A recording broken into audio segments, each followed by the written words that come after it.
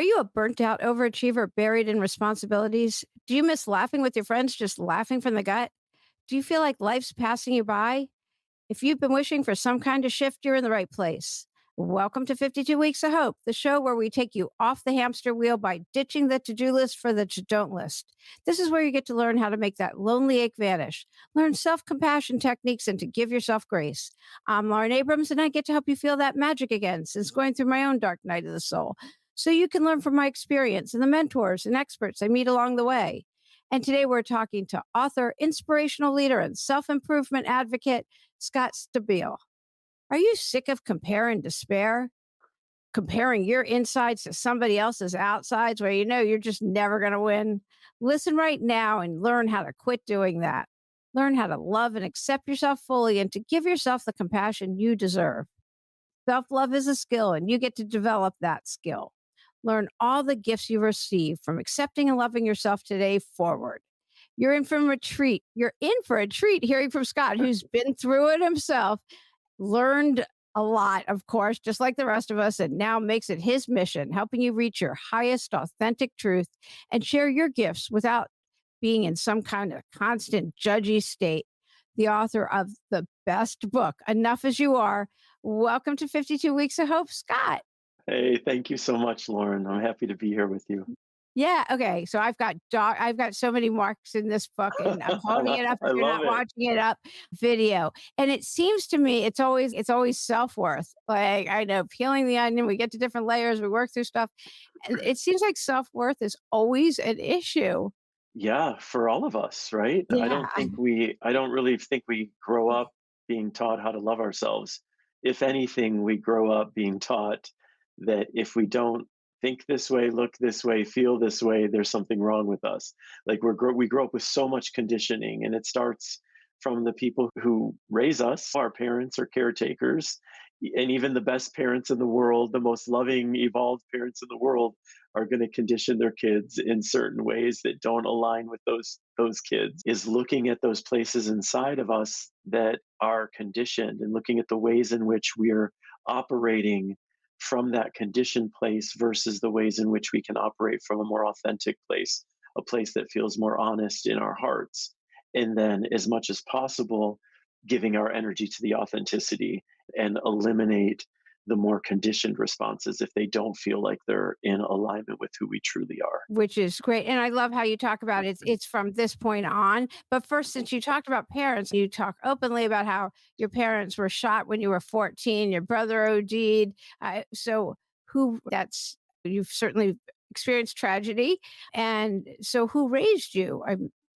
I moved in at 14 with my eldest sister and her husband and their son, my nephew at the time. Okay. So Okay. I was the youngest of seven kids. Oh, So wow. there was a big support network in that way that was certainly helpful. I can't imagine having gone through that with no siblings, yeah, but that was this how the circumstances changed. It was a lot as a 14-year-old, obviously, as Yeah. anybody. Just being And 14 is yeah, just being 14 and changing high schools and coming to terms with my sexuality, like a lot was going on in that moment, as well as losing my parents in a horrific way. And I also want to say, without in any way trying to downplay my own tragedies, like we're all, if you've survived to being an adult, you've dealt with trauma as a kid. It's like every human being on this planet is dealing with some aspects of traumatic childhoods. And it could be even just one comment an adult you love said to you in one moment of time. You're too this, or you're too much. Why are you always too much? Or why are you so lazy? And we take these comments with us into our entire lives, and we can shut ourselves down because of that one comment, right? It's if everyone listening, I suspect, can relate to having had something said to them as a child that still can be triggered right now. And so when I speak about past trauma, I mean that there are any number of things as we go through life that can inhibit our most authentic expression. And so in my experience, I feel most alive, most high, most excited when I'm living in alignment with my most authentic expression, which is love and whatever else love invites. right. So how did you start working to that because you don't get from there to where you are Sure. now. So how did you begin the journey? I joined a cult in the Bay Mm. Area. That's That really was what that's so I was in. stereotypical. I know, right? I went to San Francisco after college in Michigan, Yeah. and I got involved in this spiritual community, and it ended in a very dark way, but the positives were tremendous. And the positives were it was surrounded by people who were focused on love, focused on becoming more loving, becoming more peaceful, giving their energy to that, on forgiveness, on all of these things that I believe add so much more beauty to our lives. And so that really opened me up to this understanding, wait a minute, when I am aligning with the energy of love and I see love as just an energy, like that we have a choice, it's an energy that's alive within us, outside of us, and we have a choice over how much we play with this energy, how much we invite it in. And whenever I was inviting the energy of love in and acting from that place or speaking from that place, I noticed I felt most at home and most okay. And so it just incentivized me more and more. Look at what love is doing for me in my life. Look at how it's making me feel. And then really looking around and understanding, as I see it, all of us, every single human being on the planet longs to receive love and to give love. It is like the most innate desire, I suspect, in all of us. We're constantly coming up with excuses and justifications to be jerks and to be hateful and to shame ourselves and others. And when I started to just pay attention to the choices was making that were out of sync with love, and which are plenty because I'm a human, and you know what I mean. I'm a jerk sometimes Yeah. too. But as soon as possible, kind of nudge your way back to that loving place. It was always of service in some way. Yeah, and being of service is huge, but how did you get out of the cult? I don't wanna just skip that. We could do a few episodes on that. Yeah, What I will yeah. say is, I was a student to this guru for 13 years. I couldn't sell myself anymore on his enlightenment. Like, he professed himself to be an enlightened master, which is what I believed for many years. I was chasing enlightenment with fervor, and Oh, you I have something about that. Wait, I bet I dog-eared it. Oh, here it is. I did. Here it is. I okay. stopped chasing enlightenment when I finally understood that attaining it was not within my power. Enlightenment is a gift, like winning the spiritual lottery, not an achievement. What is within my power are my kindness, my compassion, and my love. Anyway, that's page 130. Do you like the way I was able to just do that? Yeah, I've heard that's that's some Yeah. good podcast interviewing right Yeah. there. Okay, so go ahead. Yeah. No, it really was. It was like, one, I couldn't reconcile what I was seeing in his behavior and make excuses for it anymore as enlightened behavior. And I knew that this was no longer the path for me. So it took me a year from that knowing to actually get the courage to tell him I didn't want to be a student anymore, in part because these people, this community, they were my family. Right, you had They no were the family. closest Right, people in right. my life. And I knew that I could risk losing all of them if I said goodbye to him. And sure enough, when I did, he told them all to delete me from their lives. And they all did. So So, what that must have put you well, in yeah, oh, it was extremely traumatic. That experience was heartbreaking. And it also affirmed my choice to leave. Do you know what I yeah. mean? It was Yeah, like, of course. that's not unconditional love in my Yeah, impression. I've never regretted that choice. It was really hard in the moment. And I have my former friends, and I also understand why they made the choice they made. When you have a guru, and when you're in it in the way I was in it, when your guru tells you to do something, you do it. That's the kind of cult it was. So yeah, I get why they deleted me, you know. It was painful, and I also understand it. So no hard feelings. yeah. So what'd you do after that? Just kept living my life. I was very involved in that community, but I also had friends outside of it, and I Okay, did wasn't okay. always living in the Bay Area. It wasn't an isolated cult, like, where It you weren't allowed to I talk to think other people. No, I think some people took it on in that way a bit more, but I never did. And no, we could have our outside friendships, and I always maintained those. I always had a life outside of that community, even though that Okay, was my priority. okay. I just Yeah. always wonder how people's spiritual journeys lead them to where they are. Yeah, Sure, but and that was such a powerful part of my spiritual journey, Lauren, because for years I was in that community for 13 years. So for that long, a primary focus of my life was being more loving and enlightened and owning my crap, like taking responsibility for how I'm showing up, owning my hypocrisies. And all of that was unbelievably valuable. And what I came to understand is I don't have to be chasing enlightenment to show up that way. I can just show up that way and allow that to lead me where it leads me. And in what I found was that when I was chasing enlightenment, I was constantly judging myself against what I imagined to be the more enlightened version of myself, which is, and it was so unhealthy. I was constantly shaming myself because I wasn't this enlightened soul instead of bringing love and grace to where I was and am. And for me, that's the essence of enough as you are. And a lot of the work I do is just Yeah. reminding people that it is possible to get in good relationship with yourself right now as you are without needing yourself to be anyone different or anything different in order for you to feel worthy of love. Can we accept that we're worthy as we are? It's inherent. Worth is not something that is predicated on success or looks or family, none of that. It's just we're born. So when you start to own that understanding, it completely transforms how you move through the world. Yeah, it's not gained. So let's talk about, there's steps or the things that people can do. And you do talk about you get to start from today, which Yeah, I I love love. to That's say all that. there is. Yeah. Yeah, Okay. that it's first thing I would say to people is just know that it's always what you do from this moment on that matters the most. So even if you've been in a fairly self-loathing relationship with yourself for 30 years, okay, here we are right now. What are we going to do from this moment on? And I think for me, the first step is really a willingness, right? I don't think that everyone is able to honestly say, I love myself just as I am. But can you honestly say, I'm willing to? Like, are you willing to get in better relationship with yourself? That for me is always a first step with everyone because that willingness is actually an act of self love. Mhm. Willingness to love yourself reflects loving yourself, even if you can't get into the vibe of, I believe I love myself, right?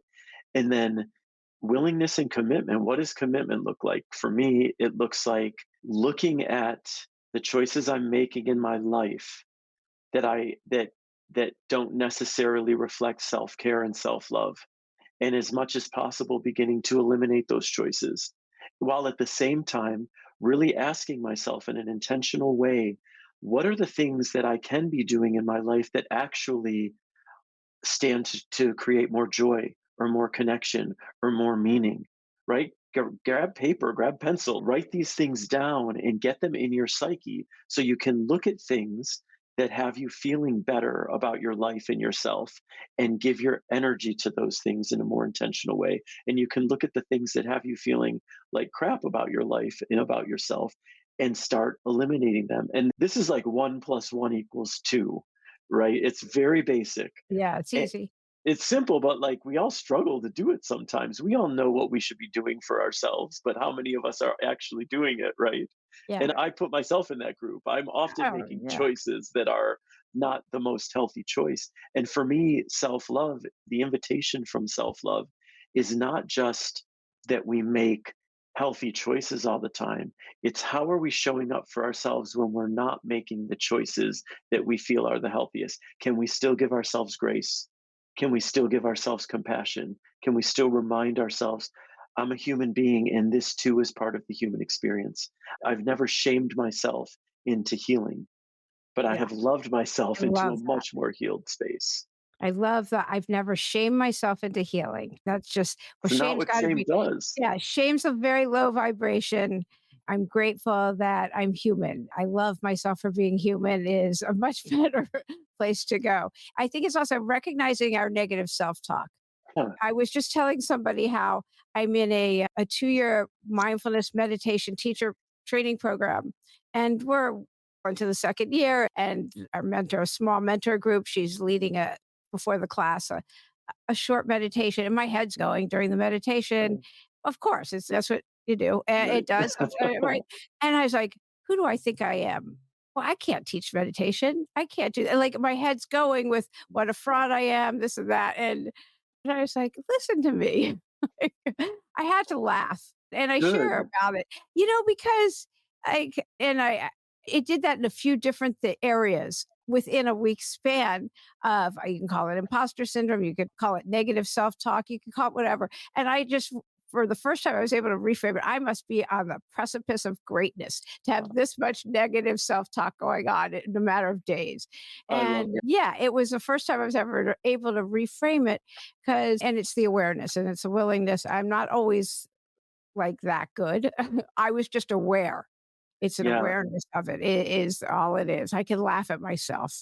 Even saying that is so important that you said I had to laugh, because for me that is one of the ways we get in better relationship with ourselves. First and foremost, really understanding that we are not our minds and we are not our thoughts. So whatever's playing through your mind only defines you if you allow it to define you.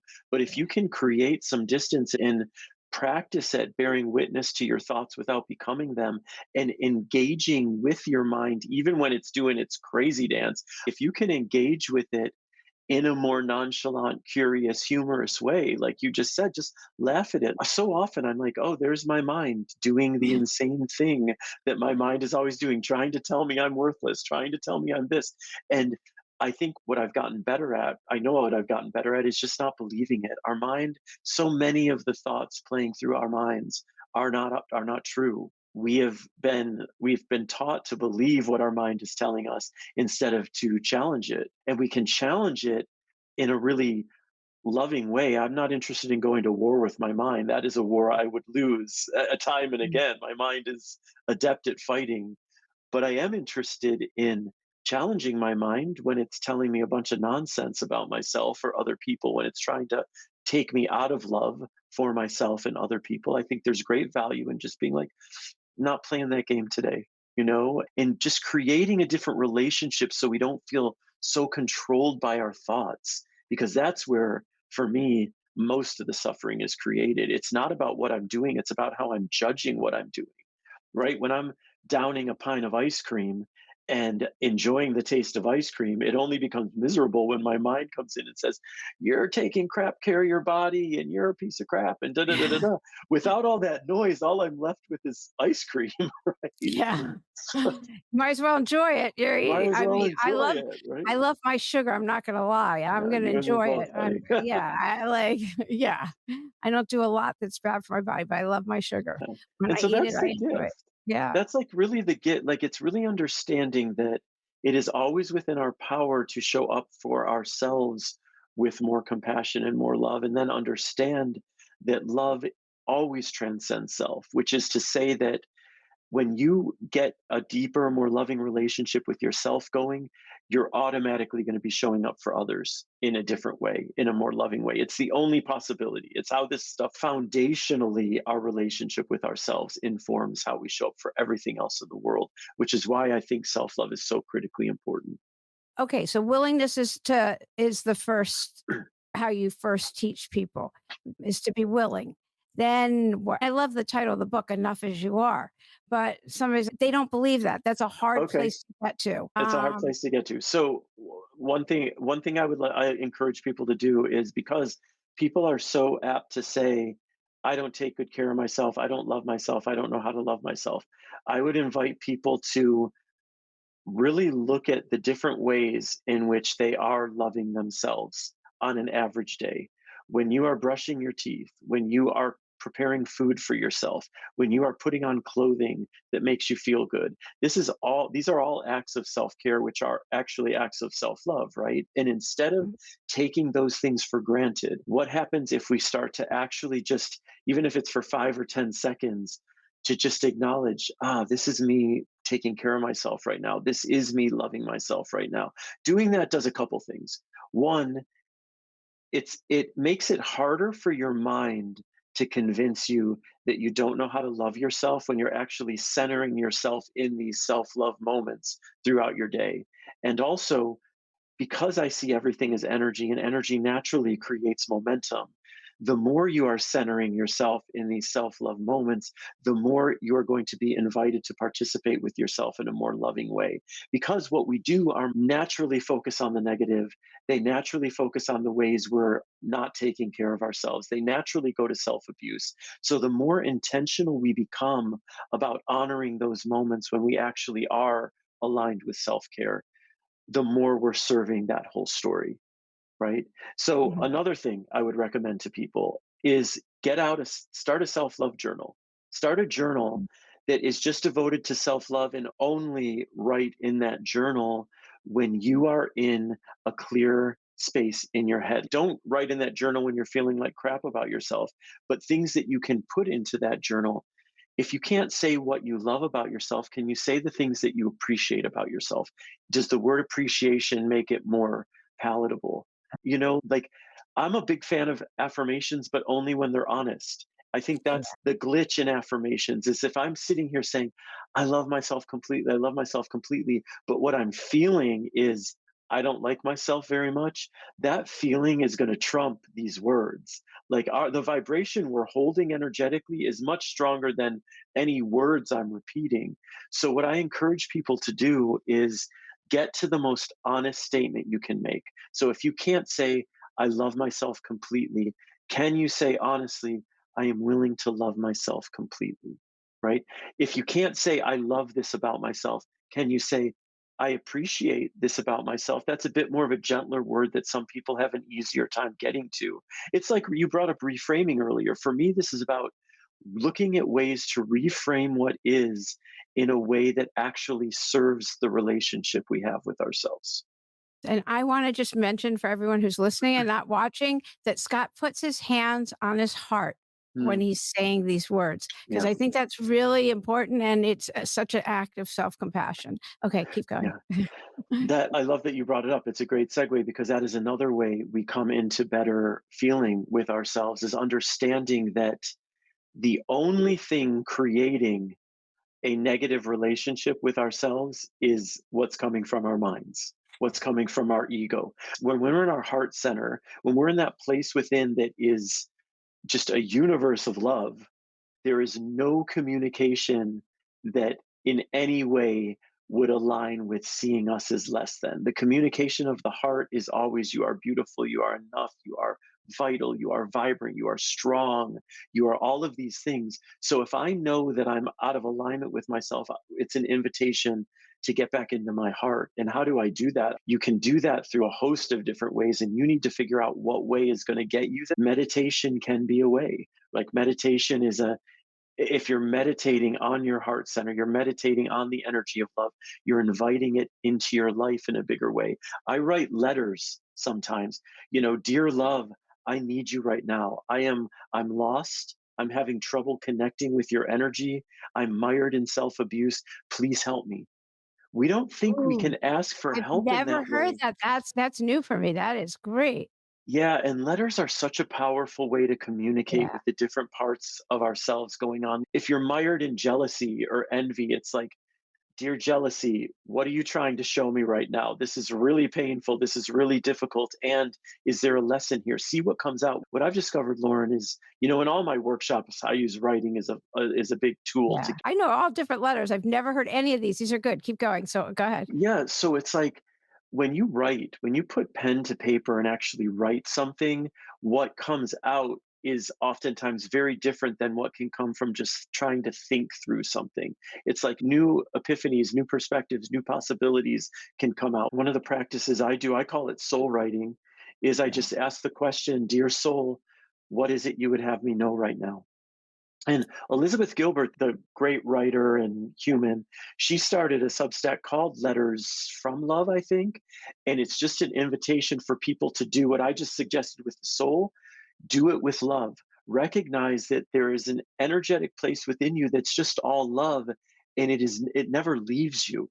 And it only loves you. That is the only thing it does. So what happens when you sit down and you invite the voice of love into your life? Dear love, what is it you'd like me to know right now? I love that. Yeah. Now, for somebody with they're like, they have all the negative self-talk going on, what would you suggest for that?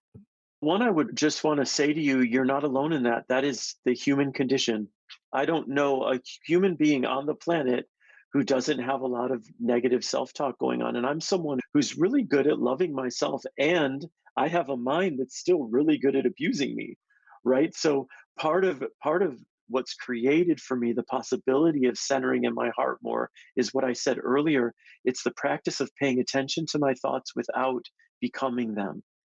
There's a great spiritual metaphor for that, which is become the sky and allow your thoughts to be the clouds or the weather. So you don't take ownership of them. The sky is more expansive beyond whatever's happening within it. When you this was I took a hypnosis workshop many years ago in New York, and this was the one thing I remember from it that the teacher recommended is we all have the inner critic. We all have the voice that's telling us we're lazy and stupid. Give that voice an actual voice so that when and make it the most absurd voice you've ever heard in your life, so when it is abusing you, it's going to sound something. This is my inner critic's voice now. Scott, you're so stupid and silly and dumb. That is the voice I give to it when I remember to do so. And when that is the voice that's criticizing you, it's very hard to take it seriously. And we don't need to take our mind's voice seriously most of the time. So, one thing it does is it brings a bit of levity to this human experience, and it energetically shifts the moment. If all of a sudden you're going into wow, wow, wow, if you've been on the hamster wheel of I'm Yeah. a piece of crap, it interrupts energetically what's going on there. Yeah, And that's fun. it's fun. It works. It's effective. I don't always remember to do it, but when I do, it's effective. I love that. And back to the journaling and the questions, I was always taught not on a keyboard, handwrite, because that's straight from the heart. It's more effective, I find, as well, but at the Yeah. same time, if you're resistant to that, get on the keyboard Yeah, because whatever. doing it Yeah. is better than not doing it, but I Right, right, agree right, right, right. there's something from pen to paper that comes out differently. Yeah, definitely. And then there's so many people who are lonely. I just wanted Yeah. to address that, the loneliness factor. And I'm always like, get out. Even if you're just taking a walk around the block, do something to get out. What do you telling people these days? I'm having to tell that to myself because I've been Oh dealing with a yeah. lot of loneliness lately, honestly. It's been a real and loneliness is a oof, it can be so heavy in moments, like and I am being not all the time. Sometimes I mire in this loneliness, self pitying feeling, and I'm making an effort to be more proactive. So for me, what that looks like is understanding that as someone who works from home and writes and has a very isolated way of doing things, getting out to coffee shops. I just joined a co working space actually, so that I'm going to intentionally put myself in the presence of other people because I recognize what that does for my psyche. If I'm just staying in my home all day long, it's not the best thing for me. And I'm also an introvert. I'm really good with having a lot of space to myself. So if loneliness is something you're going through, again, the first thing I would say is understand you're not alone in this, even though I know you're feeling loneliness. That's something that a lot of us are contending with in our lives. And then, as much as possible, even if you steer toward introversion, like just consider some really easy choices you could maybe make for yourself that would invite the presence and energy of other people and figure out for yourself what that is. That could be attending an in-person meditate. If you're someone who likes meditation, find one that's actually where people are meeting to meditate, right? We have to be willing to step out of our comfort zones. And ironically, so often our comfort zones are zones that actually have us feeling miserable, but misery Yes. becomes comfortable when it becomes what we know. Yep. Absolutely. No, I'm right there with you. The working from home and having to just do new things and stepping out. Listen, honestly, I listen to a lot of podcasts, and listening to podcasts like these helps me feel less lonely because I'm hearing there are more people who are aligned in the same way, more people out there talking about love and how do we get in good relationship with ourselves and how can we remain hopeful and all of these things that loneliness we that actually we're not alone in who we are and how we are. There are lots of other people out there. And that is one of the great gifts, I think, of the internet with all the dark side. There's the possibility to find others like us that we could potentially connect with. Oh, definitely. There's plenty of high vibrating people. I'm so curious how if you're able to write in a co-working space, how that works out. See, And yeah, because I'm always under the impression that I need silence and I need my little to cocoon in order to write. And it's probably not true because I can tune stuff out. You do breath work. I Mm. do want to touch on that really briefly because I have learned through my podcast about breath work and how we Ah, store trauma and breathing and all of this. And it's just fascinated me in the last few years that even if I break really hard, that's a trauma that gets stored in my body. And I always thought trauma had to be something huge, like what you went through in your childhood or things that anyway. So can you just briefly touch on how great breath work is for you and just yeah. about what it So is? have you tried transformational breathwork yet? Or have you only like you've heard about it but haven't really I've tried? done I've done breath work at Unplugged Meditation here in Los Angeles. I've done Okay. that, and I I'm would not sure if it's is it a yeah, very active breath that takes yeah, you on? Oh, okay, okay.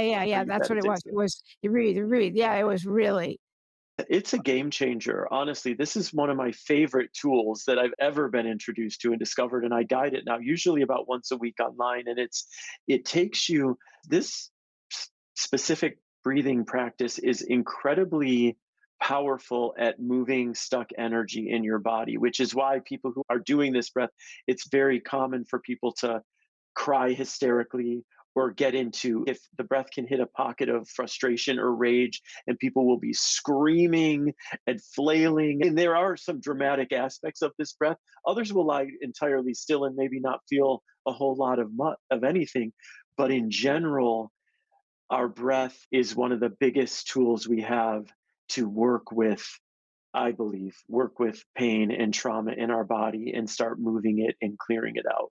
And I've seen it not only in I've had the trippiest experiences, Lord. I talked to my parents who've been dead for many years, and I'm not a medium. I've never had that experience. And in breathwork journeys, I've had clear communications with past loved ones, which blew my mind.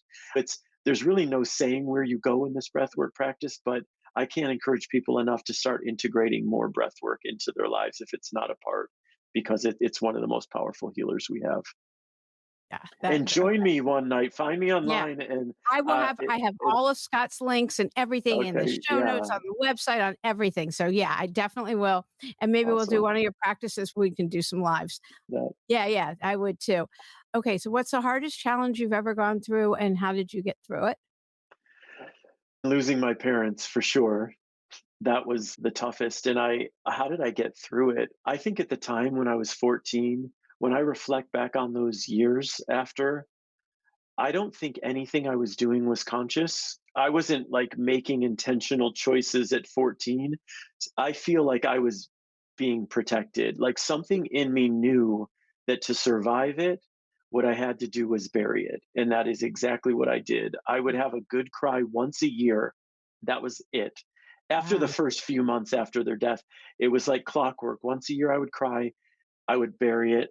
And then I was like a straight A student, popular kid, had a very like normal high school experience outside of not having parents and all the stressors that created. But that was the way I handled it until my early 20s when that yearly cry was like 3 days in and not stopping. And I thought I was losing my mind. And I opened Yellow Pages at the time, a phone book, and opened to the psychotherapist section or however it was titled, and literally closed my eyes and pointed my finger on the page. And I Wow. called that woman, and I could afford 6 sessions at the time. And I met with her. And what was so important about that was really, I actually can be with all of my emotions around their death, and it's not going to kill me. And I think I was so afraid to let myself really feel the anguish and the rage. And then I started opening up to feeling everything I was feeling about it and allowing for that expression to come through.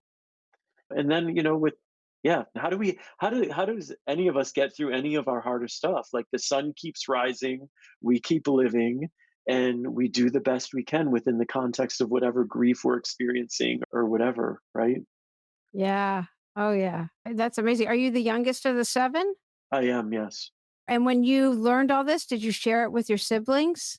I am who I am. So, Yeah. yes, I would say it's funny when you're the youngest, you're always the youngest in a Yeah. family too. So but my relationships with my siblings, I'm especially close with my three sisters. And Mm. yeah, like we're friends. So Yeah. but we're also on different, I would say one of my siblings especially is on a very similar path as I. So the conversations we're able to have about all this stuff tend to go a bit deeper. That's just the way of things. Yeah. I Yeah. share who I am. They've read my books. Siblings are always different. Yeah, Always. I'm blessed For with a sure. good batch of siblings, though, for sure. You're lucky. Okay. Do you have a message of hope you want to give? The message of hope would be just one, to remind people that their worth is inherent, and to remind you all that it is never too late to transform the relationship you have with yourself in your life. It is never too late. And my excitement and hope live so large in that understanding that at any moment we can make different choices that are going to wholly influence our lives in different ways. Keep moving forward with intention, with willingness, with commitment, and with as much self love as possible. Yeah. And you also talk about acceptance. Yeah, Um, I mean, that the whole yeah. book is Yeah, basically it's that, enough as you yeah, are. so it's this book is so readable, you guys. You get a hug while you read it, you feel hugged. Oh, It's thank you. this isn't it's not like I feel like it's you can open it anywhere and read a little passage and feel good. It's one of these books you just open it and it's so easy. It's such a feel good read. You have to get this book. It's Thank you so incredible. much. Thank you, Yeah, Lauren. thank you. Yeah, I don't always everybody knows, I don't always say that. Okay. Thank you so much for being a What if you did? Thank you yeah, for I saying it know, again. yeah. It's so good. It's not his first book, but it's the first one I read, so now I'll read your other. Thank you so much for being a guest today on Thank 52 Weeks you. of Hope. Appreciate it. Yeah. Thanks.